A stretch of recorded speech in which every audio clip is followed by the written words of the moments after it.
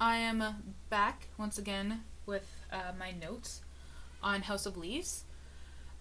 Today we're going to be talking about chapter 19. It starts on page 418. Let's get this out of the way. Yes, I am wearing Hello Kitty nails. Just get the comments out of the way. I can wear Hello Kitty nails and still be super interested in literature. So let's just dive right in with the epigraph as always. Chapter 19. Contrary to what Weston asserts, the habit of photographic seeing, of looking at reality as an array of potential photographs, creates estrangement from rather than union with nature. Susan Sontag. So Sontag has this idea that not philosophy, but photography has established within people a chronic voyeuristic relation to the world around them. That all events are kind of leveled and made equal because of photography.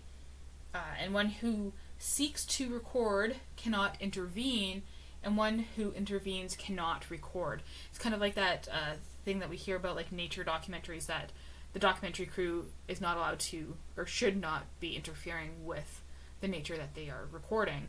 Of course, that is nature, but we see that happening further in House of Leaves when we learn about Delisle and the effects that the photograph had on Navidson.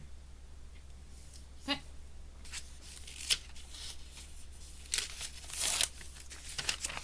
Context here.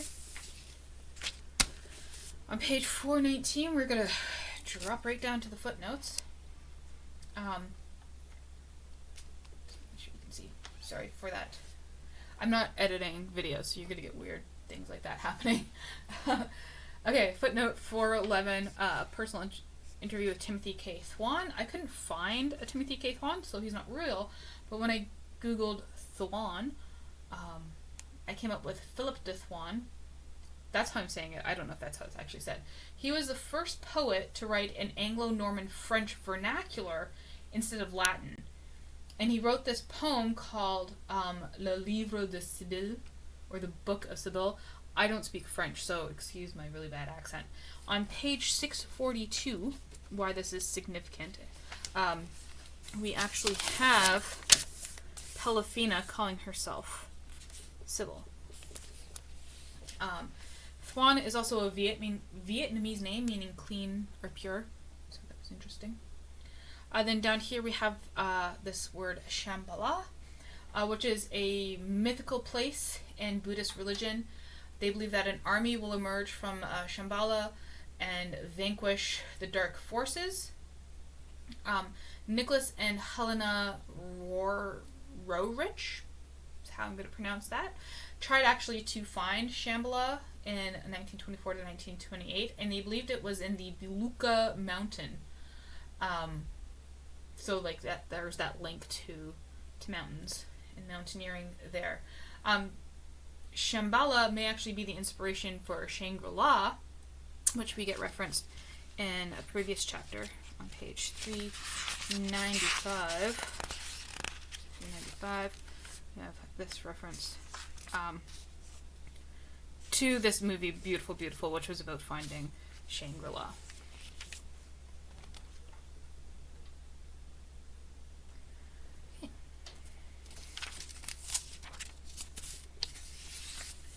Page 420.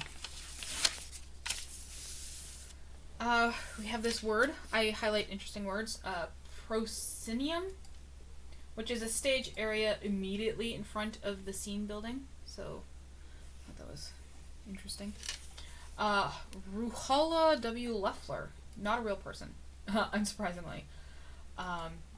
Ruhollah is actually an Arabic name meaning spirit of God. And, interesting person with that name would be Ruhollah Khomeini, who was the founder of the Islamic Republic of Iran. So that's referencing the Iranian Revolution of 1979.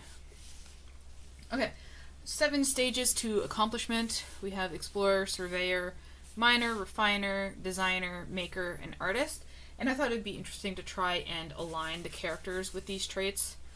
So my idea was that the explorer, the representation of courage, is Nabbitson. The surveyor, or the person with vision, was Karen. The miner, or the strength, is Zampano, because he's like mining all this information, if that makes sense. The refiner, or patience, is Johnny, because he's taking Zampano's, I can't remember the mining terms. He's taking the, is it ore? And refining it into like gold. I'm sure those kind of make sense. Miners are probably cringing in the background. But he's refining Zampano's notes. Polifina is the designer / intelligence. The maker, or the experience, is Mark Z. Danilewski as the author. And the artist is the reader. Trying to put it all together. I don't know. Does that make sense to you? So we have this reference to a magazine, American Heritage, January 1994. This is a real magazine, but they don't publish January issues. They only publish February to December. So I thought that was interesting that we get a reference to this book that is not actually... It's real, but also this edition of it is not real. Rudy Snyder is... this Rudy Snyder is not real. But there is a real Rudy Snyder, Ruth Snyder, sorry. So that was interesting. She murdered her husband and was photographed while being executed by the electric chair. And so this book is about, this chapter, I should say, is about photographs. So there, warning, I'm going to show you the picture of her in the chair while she's being executed if you don't want to see that. I'll leave this pen, just look away for a second. Do that. Because it is, I don't know, it is a little weird, right? So there's the one of the a significant photograph. Yeah, I thought that was interesting. Slight connection there. We get this reference to this magazine again, Art News, Volume 93, October 1994. This is a real magazine, and it's published in October. The cover story is about Sarah versus Francesco, or San Francisco. Wow, sorry. I don't know where that came from. So a sculptor, Richard Serra, backed out of a big project after pictures of his sculpture were published, and the public attacked the proposal. So there's the article, the front of the news thing there. I wasn't able to look inside at all. But October 1994, Serra versus San Francisco.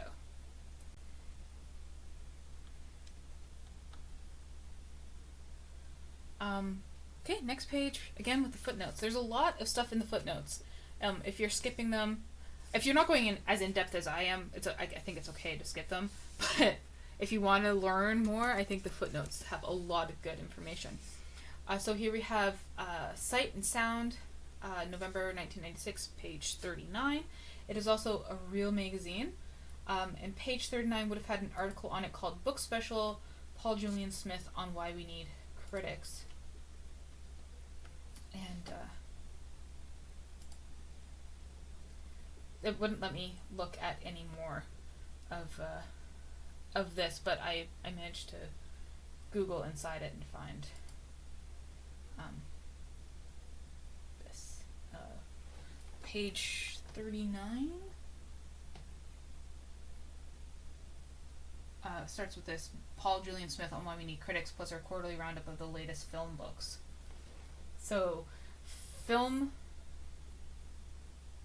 books, and this book is about a film. That's the connection I got. And that is actually it for chapter 19. I have nothing really about this page besides like this person's not real. And this is not a real publisher, but I'm not keeping track of not real references. So that's it for chapter 19 of House of Leaves. Let me know your thoughts, and thank you so much for watching.